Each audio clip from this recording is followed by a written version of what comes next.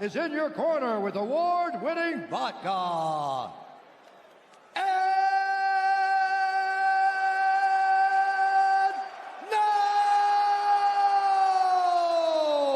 for those in attendance and UFC fans watching around the world, this is the moment you've all been waiting for.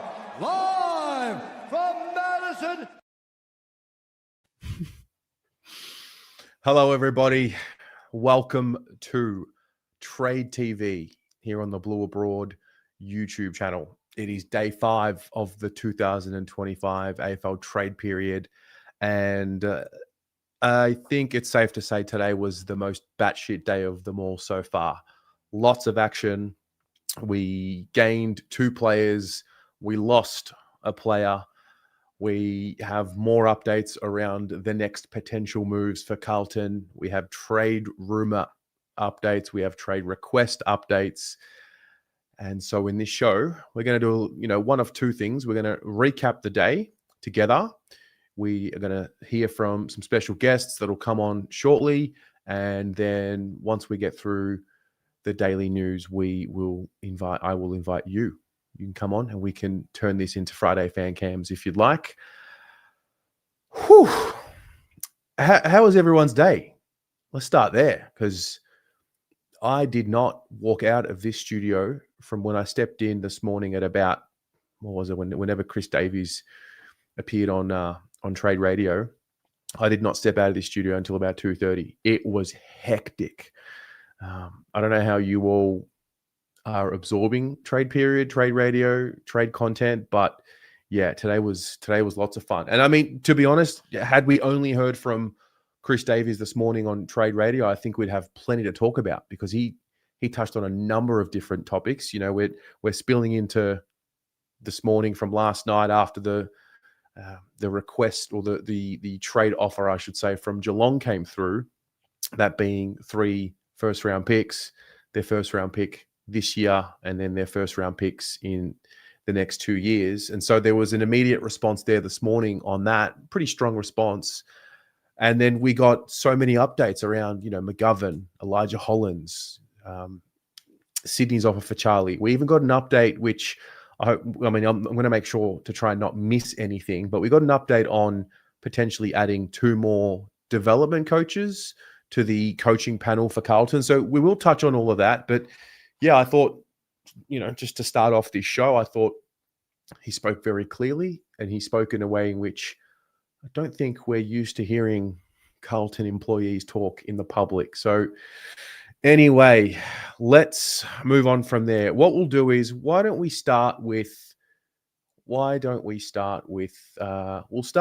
Chesser. We'll start off light before we get into the 2 serious stuff. So Campbell Chesser joined the Carlton Football Club today, and he actually looks a little something like this. He joined the Blues. The trade was done. It went through, and it was official. It was officially done today. The Blues sent pick 41 to the West Coast Eagles in exchange for Campbell Chesser. So pretty straightforward there. This is a pick 14 from only a few years ago. Had some issues with his body. He spoke today on Trade Radio about his entire situation. So I'm going to play the most important parts of the interview here. So it's all gone down. Obviously, a lot was going on behind the scenes prior to it being made public today, with pick 41 going from Carlton to the Eagles. How did it unfold, and when was it that you got your own head around that being the outcome? Mate, it was this afternoon, probably not long ago, really. 2 hours ago, I got a call from my manager, Nick Geishan, and then almost straight away I went into the club and did some media stuff. So, mate, it's been a busy day, but I'm glad to have got it done before the weekend. So it's been a busy couple of days, even just moving into a townhouse here in Melbourne, trying to scramble around getting everything organised. But we were confident it was going to get done, and appreciate the Eagles kind of getting it done as quick as they can. Campbell, congratulations on the move to the Blues. What deal have they put forward to you in terms of length? In terms of the contract with Carlton? Yeah. A 2-year deal, yeah. So, mate, it gives me a good opportunity to get in and get settled back into Melbourne. So, I'm very excited to be on board. Sensational. And how is the body? You finished off the season well. You got games at the end. You took a little bit of a risk. at the start of the year to have the operation that you did. How are you feeling now? Mate, I have great confidence in my body, which is awesome. The last 4 weeks of the year, I kind of got back to playing at AFL level, and my running and stuff like that was back to normal as well. So, mate, I have great confidence in my body and more particularly, I suppose, my ankle. So I look forward to next year. I look forward to having my first kind of full crack at a pre-season as well. It's been quite interrupted so far. So I look forward to getting into it. I think we start in November, which is exciting. Campbell, Josh Jenkins here. Congrats on the move. Hopefully it is nice and smooth for you.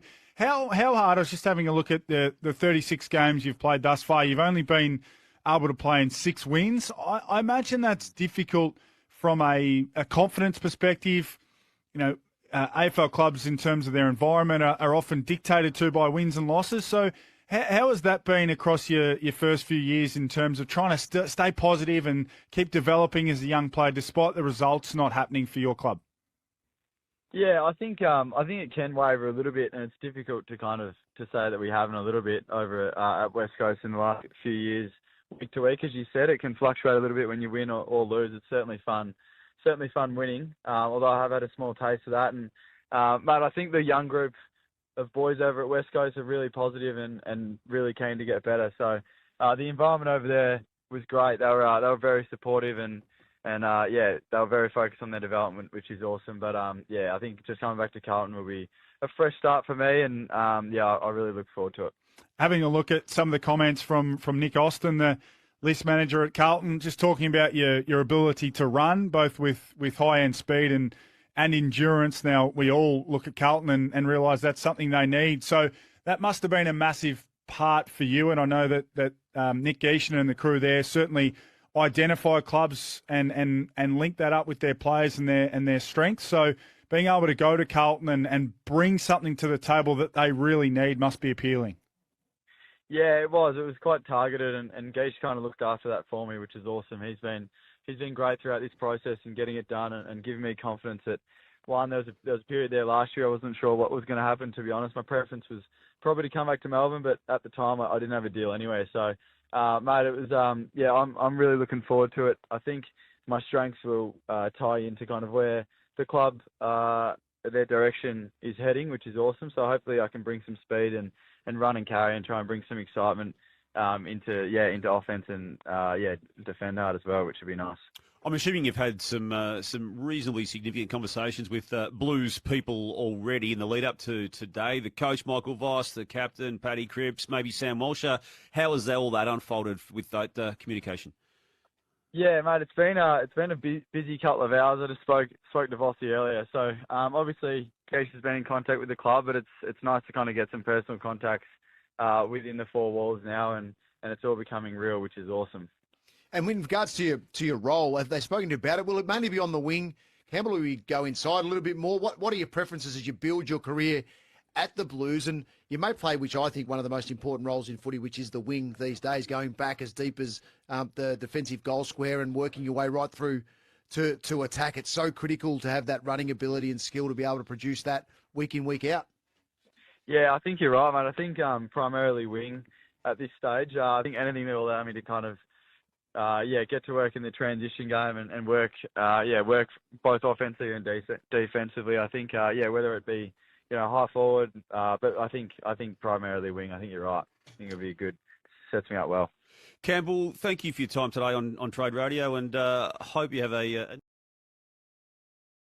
So that's Campbell Chesser speaking today on Trade Radio right after the deal was done. I think there's 2 parts to that which caught my attention, which answer questions before they get asked. The first one is, what's his role going to be? And he did touch there that looks like he's going to have a role on the wing. And then the second one is, what exactly is the deal? How long will he be at the club? What have we signed him for? So he confirmed there that it was a 2-year deal. So to be honest, I haven't seen much of him play. He hasn't played too many games. But what did you guys think about the Campbell Chesser deal? It took a pick 41. I think this is one that was bookmarked pretty early in the piece. Nice young player, seems to have nice attributes, and hopefully he doesn't have any more injury issues once he joins the club. So that was Campbell Chesser. I've got a guest who has lined up in the back room. Familiar face. His name is Alex. I'm going to bring him up onto the stage right now. Hello, Alex. Hello, how are we? Mate, we are well. How are you? Yeah, not too bad. Not too bad. What's going on? Mate, we are wrapping up what's been a batshit day on in the Carlton world. Couple of trades, rumors circulating. But yeah, more importantly, how are you? How's life in your world?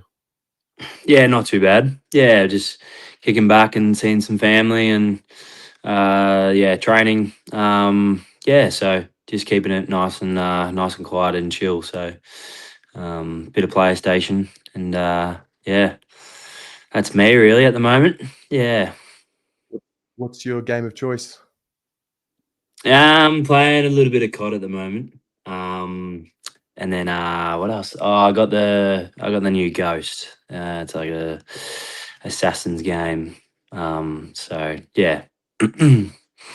Bit of a Love nerd that. there, I am.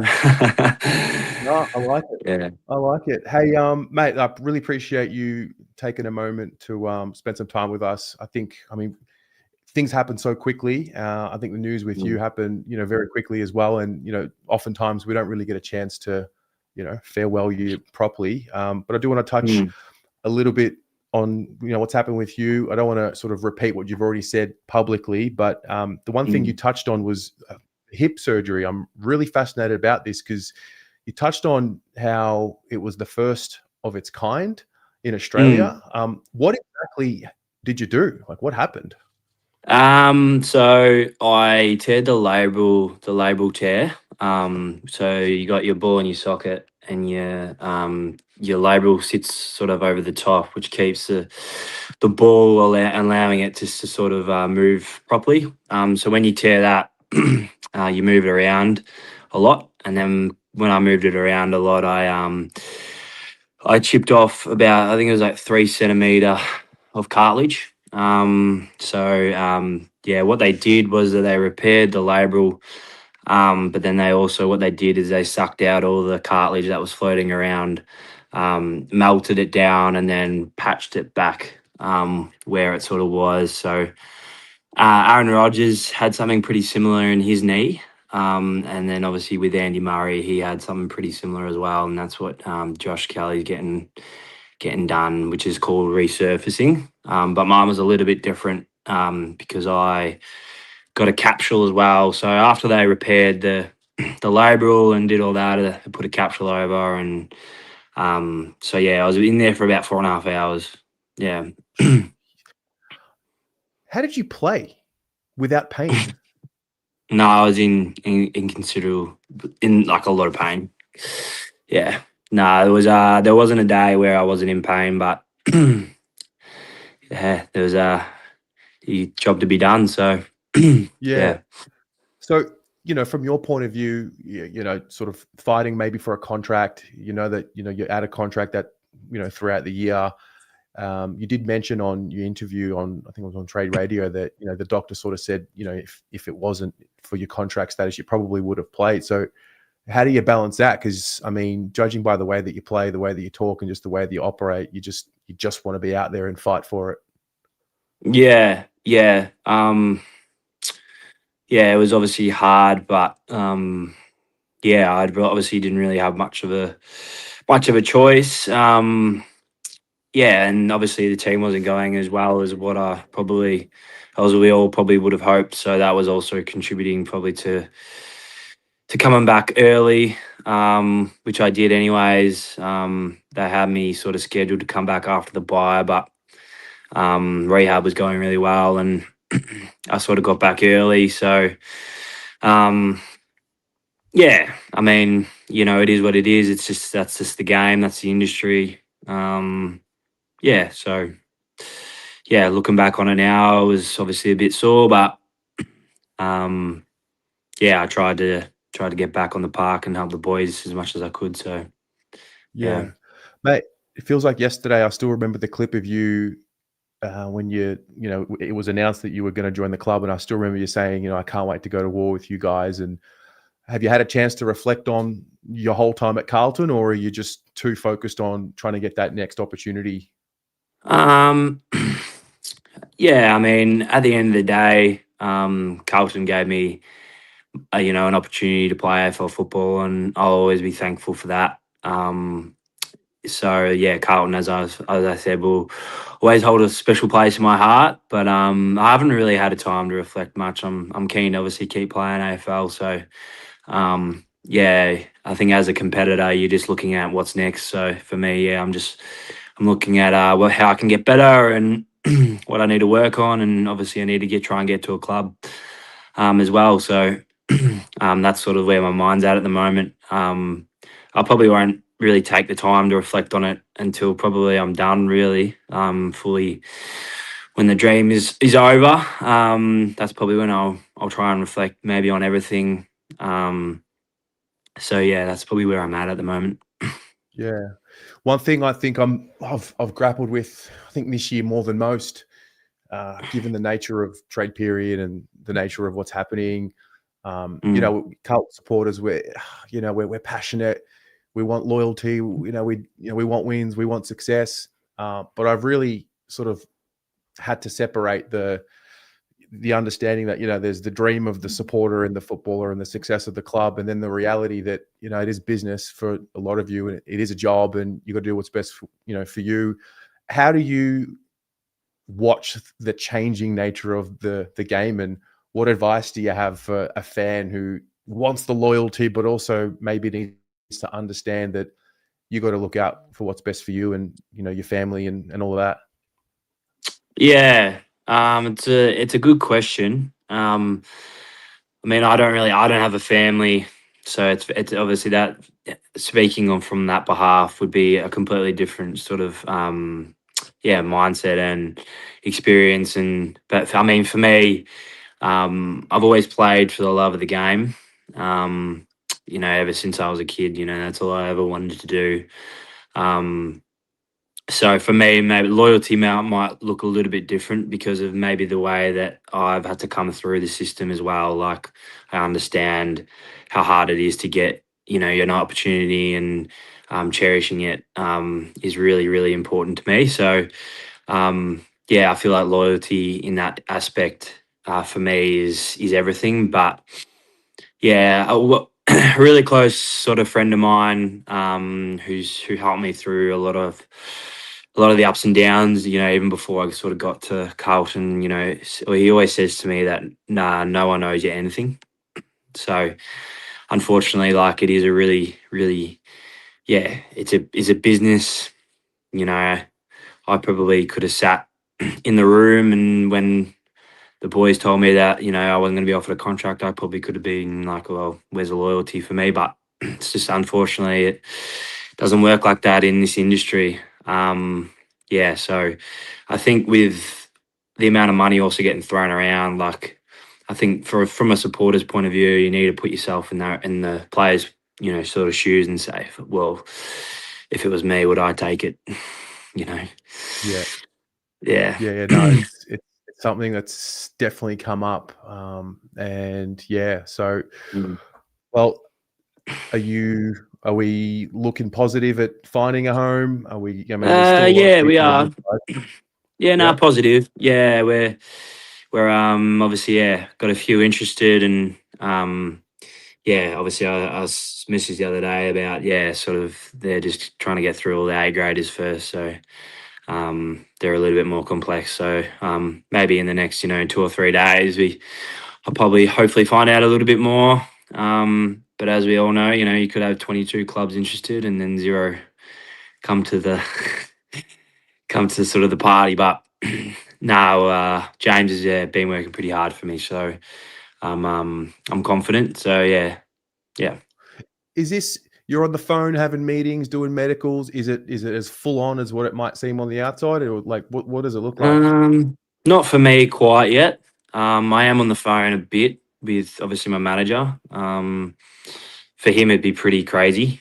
He'd be making a lot of calls and having a lot of conversations and doing all that. And I think when it sort of gets a little bit more serious, I think that's when maybe the medicals and calls from other people will get a little bit more serious. So, but for now, it's pretty chill for me. But yeah, obviously, yeah, being in limbo isn't great, but it's just a part of the industry and the system.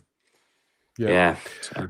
Well, man, look, honestly, you've been awesome, and like I said at the start, like it's just great to be able to just have the opportunity, even if it's for a brief moment, just to farewell you. And there's over 500 people watching right now, and probably heaps more after this show finishes. But from my point of view, and I think for a lot of Carlton supporters, just want to say thank you for just the commitment, the way you showed up, the way you played, your attitude, no matter what the role was for you. Obviously, we cover it in depth here, and we can see it's not, putting you in the best position to shine and that sort of thing. But I think that's what makes a great team, people who are willing to fulfill a role. So I hope that was appreciated. And honestly, I wish you all the very best. And, we'll always have a soft spot for you on this side. So I just want to say thank you.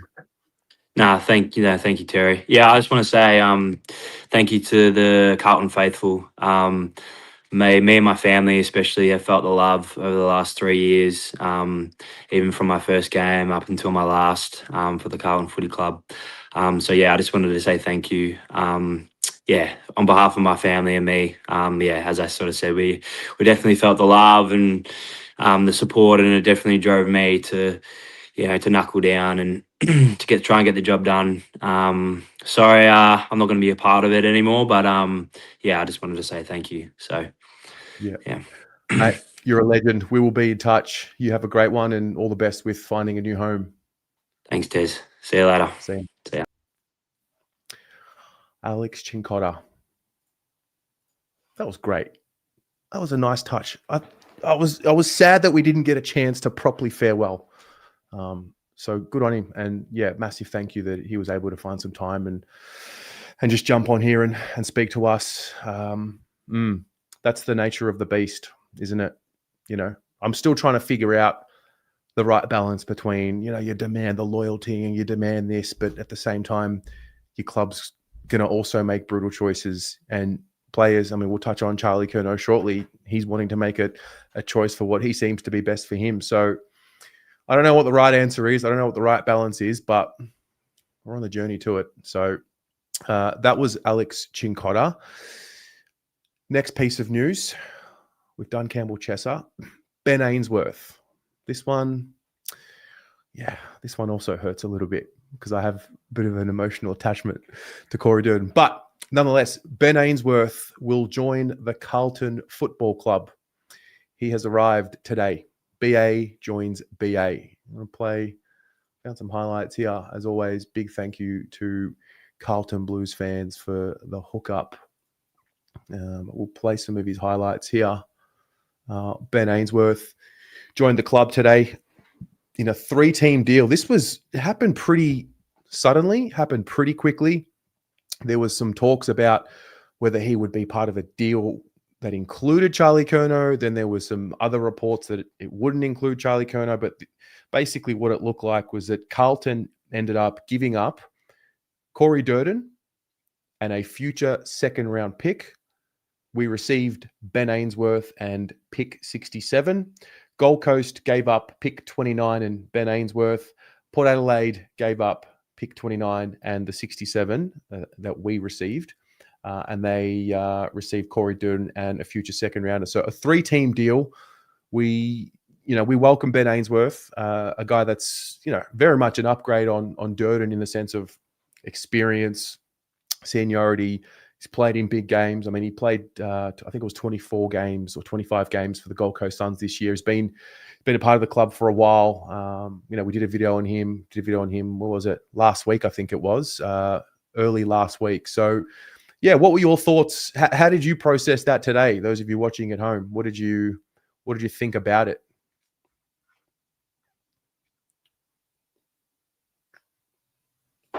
You can hear the boos. There's a massive Collingwood crowd here. Oh, he's equal to the task. He might be a big moment kid. Chance for Weller. Swoops. Ainsworth turns, snaps. Huge goal for the Suns.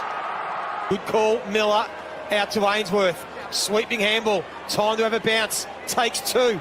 Keep going. He's going to run to 50. He's going to pin it and have a crack. Why not? Another one for the Suns. Breezes past Heppel. Looking for Wright again. Ainsworth out the back. He can play on and make it 2 goals, 1-0 for the Suns. Always sore lines. And he pokes it up.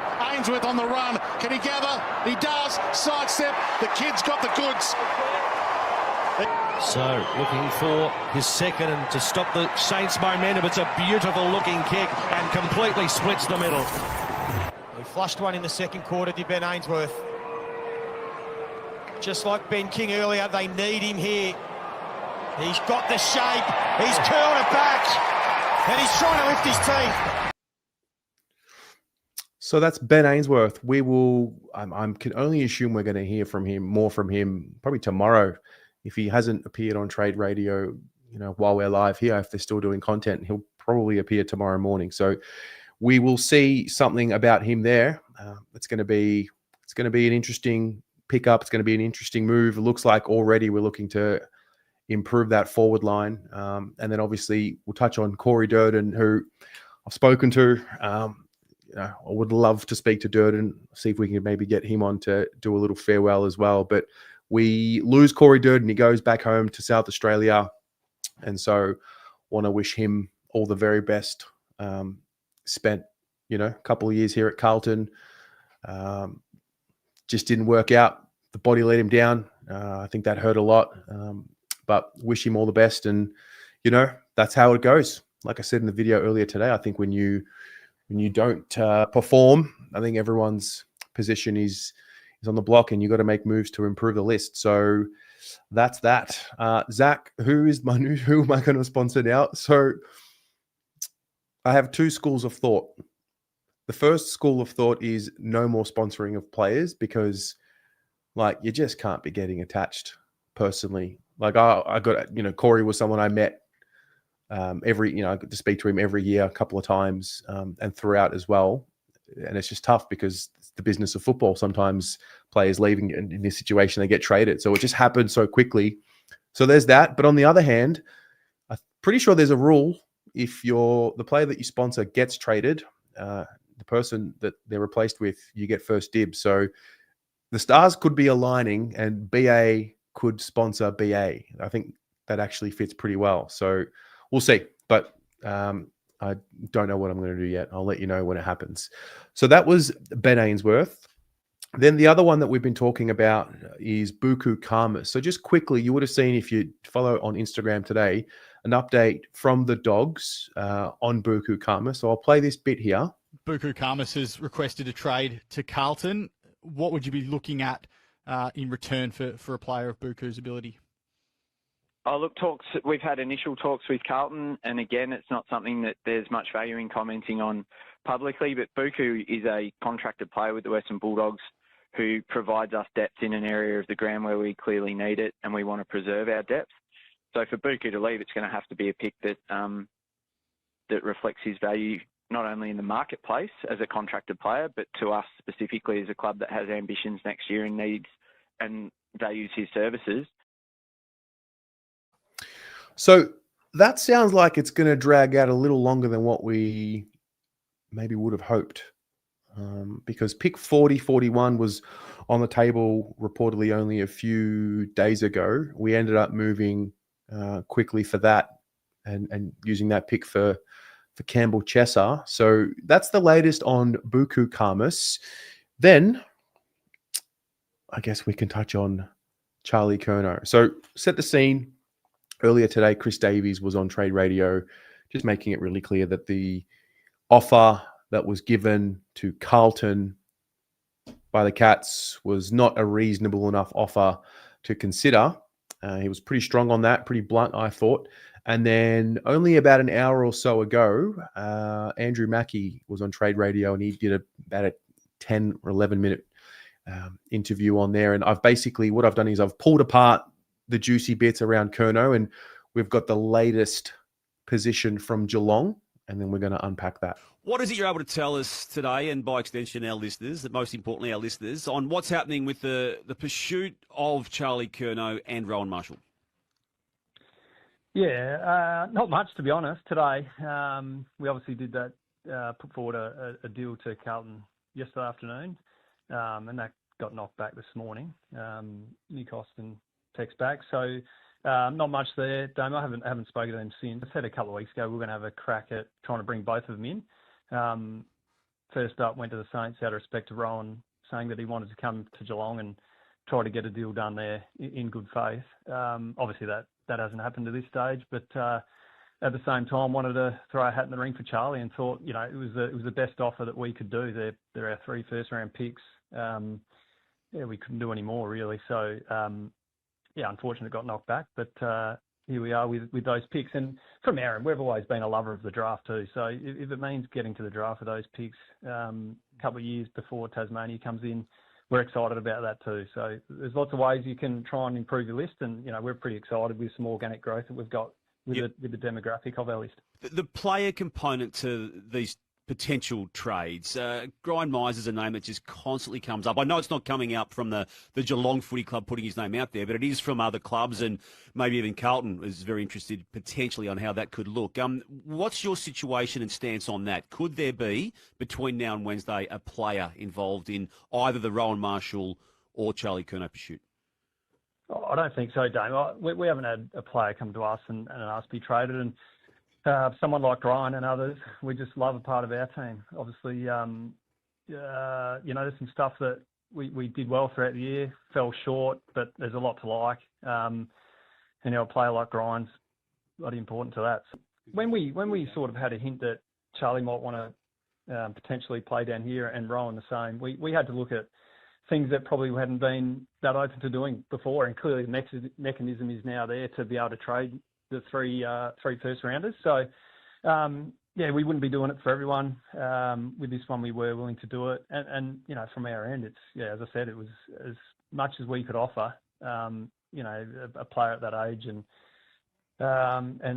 where Charlie is. So we did see it as a significant offer. I understand Carlton's position. He's got 4 years to go on contract. He's a star player. So I get the whole situation. We just wanted to not muck around with it and put something that would try and get the player out of there. But clearly Carlton have a differing view, and that's okay. You can't do much more than, I think, as a club, offer what you've offered in the draft pick space. So if it gets close to Wednesday and there's a requirement for a player to be added to those 3 draft picks, would you consider that at that late stage? Oh, that's hypotheticals, Damo. But no, I'd be surprised. They're out of respect to our people. We love the players we have. We've got a playing group who want to front up every year. Cohesive group, united, love each other's company, and want to get to work and want to go one better than they did this year. As a whole club and a footy department specifically, that's what we're aiming to do. These offers you've made, they're not final though, are they, on these 2 players? You guys are too good. It's only Friday, but no, we tried to not muck around in their offers. Yeah. To be honest, Damo, I think as we sit here and as you've touched on, the first round pick from our point of view, it is valuable. Any first round pick is valuable. The thing with the Carlton deal, it was the best we could do. Now that's up to others to judge what those picks are worth. I get the sentiment around it. Future first, it's a tough competition. So who knows? And it's a tight competition. Just look at the way this year played out. So I understand it all. We can only do it with what we have, and should be clear on our intention that we've tried to get a couple of players in. So that was the latest Geelong perspective. Obviously, publicly, none of this is going to play out with clarity. But what I'm always looking for with these things is, where are the little hidden gems? So when you watch that or listen to that, what do you hear? Are there any little gems in there that pique your interest? So for me, when he touched on the fact that the new mechanism was in play, that being the allowance for clubs to now trade future picks, not only for the next season, but the year after. So that comes into play from this year. So teams will be able to trade a future first-round pick, future second-round pick, 2 years in advance. So, that does a whole lot to calculations for where you think clubs are going to be, not only next year, but the year after. I did enjoy. I mean, on the one hand, I thought Damien Barrett was glazing Geelong a little bit, but he did really push on the final offer, and it definitely seems to me. I don't know how you listen to that, but it definitely seemed to me that there's still more to come from Geelong when push comes to shove. And ultimately, it was the first offer. We had Jace, who popped in last night, a guest that called in, and he was saying it's a starting point, and basically it sets the template for Sydney. So what did you take from that? Rob, you think we need 2 ripping players for Charlie? Blue Bagger, you think we can't get sucked in with little gems similar to Butters, which didn't go through? Well, Butters one is pretty clear. He's not happening. It's just not happening. He's made it really clear. We touched on that yesterday. Chelsea, he keeps saying that's all we can do. Nah, that's all you want to do. Hyde, Mackie's pompous because who thinks because he wants it, it'll happen? Anyway, well, this is what it does. The first time I see Charlie kick a goal and grab his Swans Guernsey, I'll vomit. Can't wait to see what we get for him. Well, touching on the Swans, this was the latest on the Swans position. And this was on Gettable today. It's a good summary here.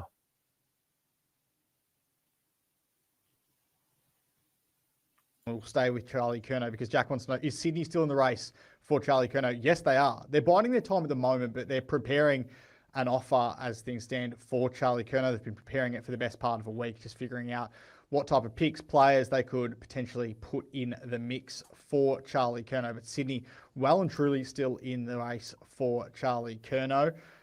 They've done a medical with Charlie Curnow, as have Geelong, Cal. Yeah, Geelong did a medical this week. Sydney, in the last couple of weeks as well, have laid their eyes over Charlie Curnow, given he's had the knee issues throughout his career, of course, even most recently throughout this season. But what's the offer going to look like? Because if 3 first-round picks didn't shake Carlton at all, what can Sydney do? This is how I think they'd package it. They'd offer pick 11, their future first-round pick, and then a player to be a part of that as well. So is that Will Hayward? Is it James Rowbottom? I don't think Ollie Florent has a lot of interest in going to Victoria. The other 2 might be thrown up as part of that. So there's the 4 untouchables we know. Heaney, Goulden, Warner, and also Nick Blakey. Chad Warner is the 4th one. Yep. So they're the 4 untouchables. We wait to see what they propose because Ben Ainsworth coming in the door is part of the package in a separate way as well. Yeah. He's gotten there now. So it's the end result of the trade period, isn't it? Yeah. So all of a sudden, we've already heard Hayward's name in this conversation. We've heard Ollie Florent's name in this conversation. Today, we now have James Rowbottom added to the conversation of potential players that the Swans can offer. They've obviously got the pick. They've obviously got a better pick than Geelong. So at the end of the day, it's still a gamble if they're going to be offering a future first-round pick as well as this year's first-round pick. They seem to be, well, if you go on the report, they seem to be more willing to part with players in a deal than what Geelong are. But that's the state of play. That is the state of play. So a rejected trade proposal, rejected from Carlton, a trade proposal that's come from Geelong. And now we wait. Maybe it starts a bidding war, which would be the perfect scenario. So I spoke to Pommy earlier as well, and sort of cleared my head around what we get for Charlie, and just to be mindful of why picks can still be very, very valuable. Because in isolation, if you're looking at the deal, okay, fine, you don't want picks for Charlie, but he gave me this analogy, and he said trading for players is like trading in your car.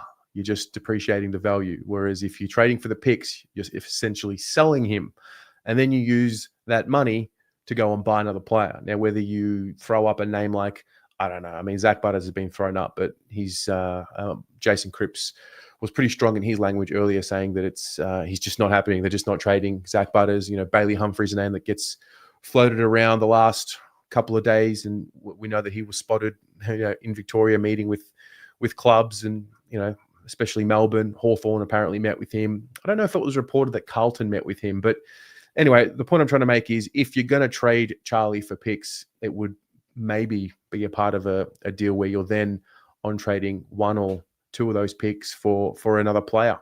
So watch this space. What do you think? What do you think? Where do you lean on this scenario? Because it's like a pendulum. Petra, you're saying Charlie needs to understand one thing. Oh, by the way, I've got a link. If anyone wants to call in, please hit the link. I'm going to open it up to those of you watching at home. Call in and share your thoughts. Petra, Charlie needs to understand one thing. Swans culture demands that every player on the Swans list must chase and tackle as part of their contract. I repeat, must chase and tackle. Jordan, you think Curnow is untouchable? So then if they want him, they need to give us an untouchable for an untouchable. Blue Bagger, you think we're playing our cards smartly in this trade period, which you haven't seen in recent years. Dr. Pepper, there are names chucked around, and then the actual logistics of where do they actually fit on the field. That's true. Tatum, our development and drafting has been pretty hit and miss too. Butters is going to Dogs. Humphrey isn't going anywhere. Yep. All right. Let's get some guests in. I've got a few of you lined up here. Jen, are you there? Yes, I see you. I am Hello, here. Jen. Hello. How are you? I'm great. How are you? Oh, very good. It's been a batshit crazy day, to say the least. It sure has.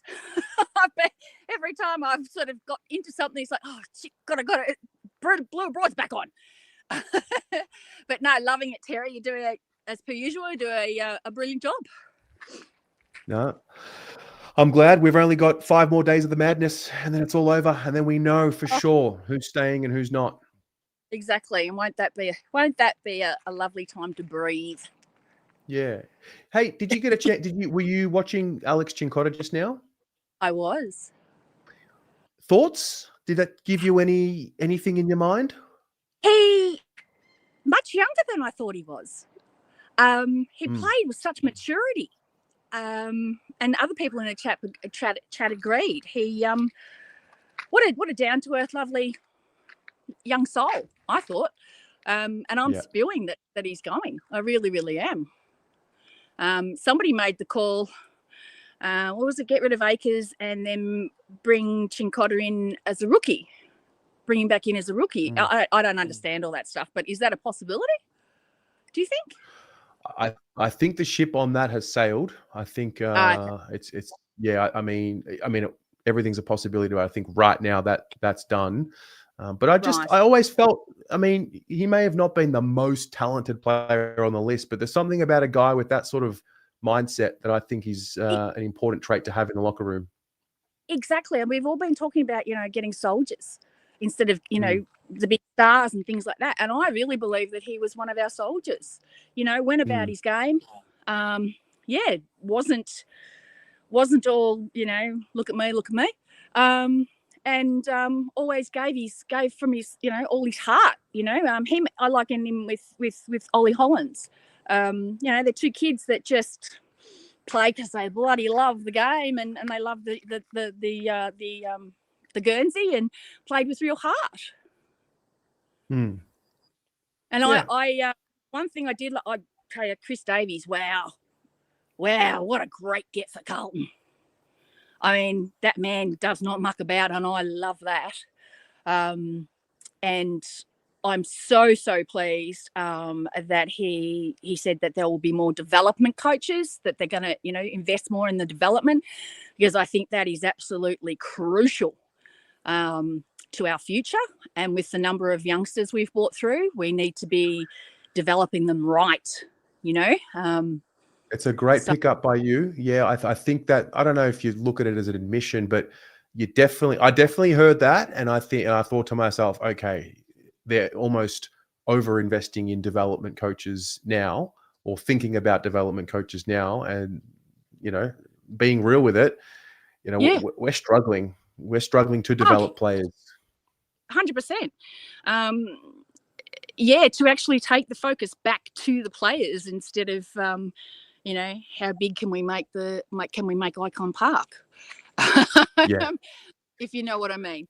So, as for Charlie Curnow, I'm so over it. I in my heart, I think that if Carlton back down and allow him to break his contract, then Carlton have got to look in the mirror real hard, because they've been professing at what a business they are, what a huge business they are, and they're going to allow a business contract like that to just, because I don't want to be here. Because Michael Voss yelled at me and told me that I need to pull my head out, and I just think, at the end of the day, man up, son. And I think I did make the comment in the chat that any publicity is supposed to be good publicity. Got news for you, Charlie. You might be sitting back and loving all this clickbait, mate, and all this attention that you supposedly don't want, but you're gutless because you won't come on and tell us and actually make a statement, and you're hiding behind everybody else, and you're giving directives to your management to be able to do all this crap. I just think, you stay and play out in the VFL. Don't care how much you want to sook. Or you get on that field next year and you play like a man possessed every week. No excuses. If he thinks that going to Geelong under Chris Scott's going to be easy peasy, got nothing coming. As far as the Suns are concerned, I don't think that Hardwick could put up with much of his crap either. And I do like that Ainsworth is coming to us he's from the Suns, yeah. And I think he's coming from a good coach and from a culture that is, no buggerizing around, mate. I'm here to play footy. I can kick the footy. I've got some mongrel in me, and I like that a lot. And I do like your play on words, BA to sponsor BA. You never. That might have been your best call-in that I've ever had with you. That was fucking brilliant. Absolutely. Oh. Get to work. Lace them up and get back to work. Well, that's it. That's how I approach everything. Go play hard or go home. Yeah. Nah, I love it. Can you see where I am? No, where are you? You're in the that's poetic. That's the fork in the road for Charlie Curnow right there. Which way is he going to go? There it is, isn't it? Kangaroos went one way just before. All right. So he's got to go the other way. Yeah, no, I'm in the pine forests. I take my dog for a run out in the forests, and it's just beautiful. You can't hear anything except the wind blowing in the top of the pine trees. It's glorious. So, yeah, but I still listen to you while I'm doing it. I love it. Well, I don't believe the next couple of days we'll have too much news because it's the weekend. But, 3 more business days and then it's all over, and then we can have a bit more clarity. So keep fighting the good fight. Yeah, get stuck in and make 2026 stick it up everybody who doubts them. That's the way I look at it, including the fans on here. Good on you, Jen. You have a great one. You too, sweetheart. Okay, thank you so much, Ted. Love you. Bye. Bye. I feel like every time Jen calls in, and then she hangs up, I'm just left smiling. All right. I'm going to put the link in once more. Otherwise, we can wrap up. We can wrap up soon. What else have I got on the agenda here? Oh, let me just touch a little bit more on the development coaches thing. So if you didn't watch the video earlier today, I basically unpacked and separated all the chapters of what Chris Davies had to say on Trade Radio. And they asked him about assistant coaches and whether or not that was it for the assistant coaches. And he made note that there were potentially two more development coaches to come through. So my question to those of you watching is, do you have anybody in mind in a development role for Carlton? So is this where you start looking at Jimmy Bartell? Is this where you start looking at Travis Boak? Like, who are development coaches, or who are, maybe former players who would be potentially good in a development role? Where does your mind turn to? Yeah, Boak obviously was the big one. We played the clip yesterday of him talking about his, want and desire, to not so much be part of the coaching ranks, but more so the development and the mentoring space. Boak and Bartell. John Barker, Josh Boothma, get him in. He can, I won't go there. Kate Simpson. I don't think Kate Simpson would come as a development coach. I think he's ready to be he's a full-time assistant. As far as I know, it's development coach, then assistant. I think there's a bit of a hierarchy there. Trying to see if there's, Doherty. There's a name there, potentially. What's Ken Hinckley doing these days? I'm just trying to see if there's any other names that haven't been put up yet. I mean, Adrian Hickmott was spoken about, but I think he's more of he's an actual senior assistant type. Pommy, there's one. Got Brett Ratton, interesting. Matty Lappin, ooh. AFLW Queensland Coach of the Year. Okay. I think he's got his daughter as well, who's potentially coming to Carlton under the father-daughter rule. Yeah. Well, this would be interesting. Ed Curnow. Maybe he would be good for Charlie. It's actually not a bad shout, Okay, this one wins immediately. Craig Bellamy. Simon Goodwin. Choco isn't a bad call. Yeah, it's not a bad call. Well, Dave Swallow, Lou, I think I saw he wants to keep playing. I think he's unretired after retiring. Danny Daly. Andy McKay. Okay. Eddie Betts. All right. Jim. How are you? Can't hear you.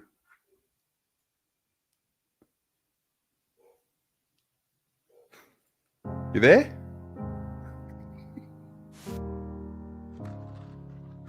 Hello.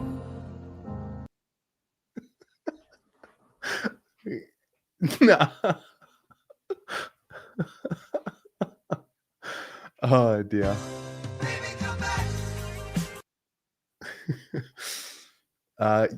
All right. Hang on. Let's see if I can do this for you. Unmute mic. Nah. Your mic isn't connected. How's that? Gotcha. Got me? Beautiful. Yeah. How are you? How are you, mate? I'm well. What are we thinking about Charlie Curnow thing, mate, in regards to Sydney? What players would you like? Because it looks like they're the only team we're going to be dealing with now, eh? Well, I mean, I got a feeling Geelong still got more to offer. I've got a feeling Geelong and Sydney will just keep going back and forth. I think the next week, Monday, Tuesday, Wednesday is going to be just constantly back and forth. I think they're going to keep putting their offers. Yeah. What players would you like from Sydney, say? I mean, I want one of these, what they call untouchable. It's weird, right? Because like the media has almost created this story that, there's 4 or 5 like they're untouchable. Says who? Yeah. Says who? Yeah, it's a bit unfair the way they're treating that Charlie deal, isn't it? Yeah. You can't touch this guy, that guy. It's crazy. I'm more curious, how do you think it goes if we hold firm? Like, what's your priority? I don't mind holding firm for at least a year. Bring him back. Round 1 comes. When they call out his name, I want to see what happens. There's going to be those big cheers or not, eh? Yeah. Well, that could be interesting. Yeah. Well, all of a sudden, you got Ben Ainsworth added to that forward line now, or half forward line now. Yeah, it looks better. But I was thinking, like, if we can't get anyone else out of Sydney, I was just thinking the next best thing maybe would be try to pry like a McDonald out the forward line, and a Haywood. And then I'd be asking for pick 10 and next year's first as well. That's the way I'd be going about it if it's two the players, worst case two scenario. picks. And then your whole forward line's changed, different structure. And then we've got, if we do get those picks, then we've got, 3 first-round picks this year? So we'd have the TDK one, the Charlie one, and the Sauce one. And then next year we'd have Sydney's first and our first. So it puts us in a bit of a strong position where we can even trade one of the picks this year to next year. Then we've got 3 first-rounders next year. We could do something like that. Yeah. It's all on the table. It's all on the table. Well, I think yesterday or last night, the offer from Geelong, I think the good thing about it is it just gets everything started. Yeah. You know? And it sets the bar for what the deal's going to look like. Sydney hasn't really come with anything yet, have they? So nothing official.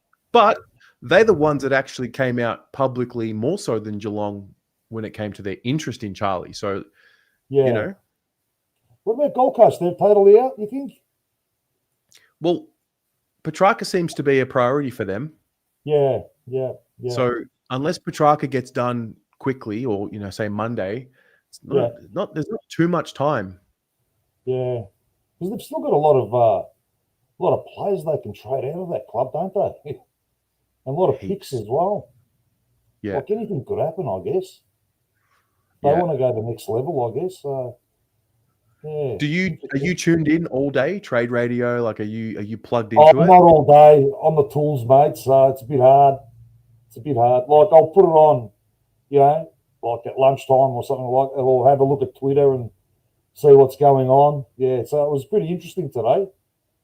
So so a few of the boys on site were all into it. So hey, this guy just went to Carlton, and it's interesting. I love it. Mate, I got to tell you today that there was like a 20, 30-minute period from when posted the first video about Ainsworth and then was watching the premiere. And then as I'm watching the premiere, the Chesser deal happens. And I was like, just chaos, man.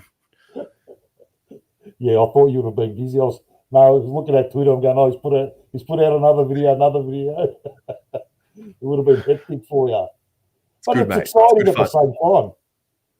Yeah, well, I mean, just to know, like, whatever. If Charlie's staying, if Charlie's going, just to know what it's going to be, who it's going to be, and then, I'm not getting my hopes up too much about next year. I'm it's pretty clear that we're in a development phase again. So, I like that Chris Davies. I like he says the right things, doesn't he? He's awesome. Well, he just says it. I don't know. Like, and I said it in my video earlier, like, no disrespect to Brad Lloyd, but when I hear Chris Davies speak, I just want him to keep talking. Yeah. He gives you a confidence that he's going to do the right thing for the club and he's going to get the best deal and he won't get pushed around. Yeah. And I love the way he came out with these first 3 round picks, mate. Get out of here. No chance. It's good. The theatre is great. Hey? I said the theatre of it is great. I love pick. So if what was it? Round 1, pick 27. Mate, that could be in the 40s with all those concessions to Tassie. So you've got to look at it like that too. Yeah. Oh, amazing, mate. Amazing. Yeah. Oh well, we'll see what happens. Well, mate, that's the week. Hopefully, I don't think it's going to be a quiet weekend, but just strap in because it's almost over. Yeah. Can't wait, mate. Can't wait. Thanks for all your content, mate. Keeping us updated. So love it. No worries. You have a good one. See you, mate. Have a good weekend. You too. See ya. Kobe. G'day, Terry. How are you? How are you, mate? I'm all right. How fun's the trade period, eh? It is fun. It's hectic, but it's fun. Yeah. It's good. It's good. Like, I find it particularly fun just because you're seeing, like, new faces at the club. Obviously, Dird's leaving. I love the bloke. One of my favourite moments underrated moments of the last couple years. Do you remember Dirds' goal against Geelong, 2022? Round I 2. love that so much. So much. Because there was 48K there, but the raw when he kicked that was insane. But I do remember it. There was a big win that night as well. Was very important in the moment. But Chesser looks like he's gonna. I've heard that he's gonna be playing majority on the wing, which is good. And Ainsworth, obviously, we haven't had many emerging small forwards. Maybe Zach Williams might be someone to point out, but otherwise we haven't really had a standout lately. So be good to hopefully get some energy in that small forward position again. Yeah, absolutely. Where do you think the Charlie Curnow story ends? Does it end at Carlton? I think it does. I reckon it does end at Carlton. And what happens if Charlie gets kept at Carlton? I don't know. Do they keep him in the twos? I don't think so.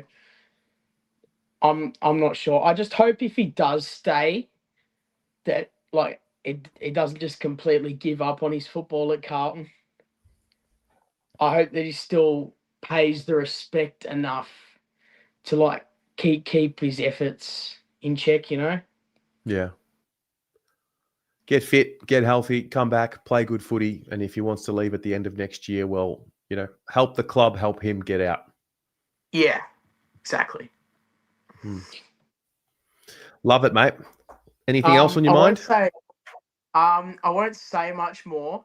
And I know this is a trade. I know this is for trade, but I just wanted to get around the AFLW girls. How are they? Mate, you can get around the AFLW. They are 6-2, and I think we can start talking finals. No, actual finals. I was in Geelong last week, and it was absolutely buzzing. I think I've been to most Melbourne games this year, and I'll be going to every game in Melbourne after that. So, wouldn't it be good to just make finals again? Just Absolutely. any final football. Yeah. It's always good. Yeah. I said at the start of the year, I said if they can if they can make finals, all of a sudden you'll get an extra, at least a couple of hundred people, just to Icon Park. Call it 500 people, I reckon, would come just to get around the Carlton Football Club playing at Icon Park. Yeah. Would you imagine the granny at Icon Park? Yeah. With Carlton fans. Imagine that. Be good to see some energy back at Princes Park again. Yeah. Well, girls are away this week, and then there's 2 home games in a row before finishing with another away game. So I'll be seeing you at the Icon Park games. How about that? Yes, definitely. Yeah. Can't miss me. Love Remember it. that. Mate, thanks for calling in. No worries. Go Blues. See you, mate. Yeah. All right. What a day. That was hectic. That's what that was. Also, not final reminder. I've got a couple more final reminders before that. But if you haven't filled out the Blue Abroad survey, next Friday at literally in 7 days' time from now, I'll be spinning the wheel of names and somebody will be winning. Oh, it's the Durden signed Guernsey and he's gone. It'll be the final signed Corey Durden Guernsey out there. So someone's going to win a full year membership, Blue Abroad membership, and also take home the match worn signed Guernsey by Corey Durden. So yeah, to fill out that form, go into the draw. Rocco, you just got here. Yeah, we've touched on all the things of today. We spoke to Alex Cincotta earlier. Got his thoughts on the exit. And it was good to just farewell him. Campbell Chesser, Had Ben Ainsworth come to Carlton. Corey Durden departs Carlton, unfortunately. Buku Khamis deal, still a few more things to play out there. Don't know if I'm as confident about that getting done as what I was yesterday, but there's that. And then there's the Charlie Curnow update, which is basically not much other than the Carlton response to the bid, to the offer from the Cats, and then what Sydney's about to do. So you would think over the weekend there's going to be a lot of talking, a lot of phone calls, and maybe even some other trade proposals. So stay tuned, ladies and gents. If there's any breaking news over the weekend, I'll have it covered here on the channel. Thank you very much for tuning in. Thank you very much for those of you. Oh, and also thanks to those of you who have signed up for membership throughout the trade content. It's much appreciated. And I will speak to you at the next update. So have a great evening. Have a great Friday. Have a great weekend. Go Blues.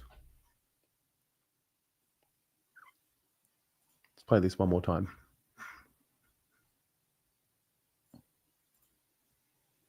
Is in your corner with award-winning vodka. And now, for those in attendance and UFC fans watching around the world, this is the moment you've all been waiting for.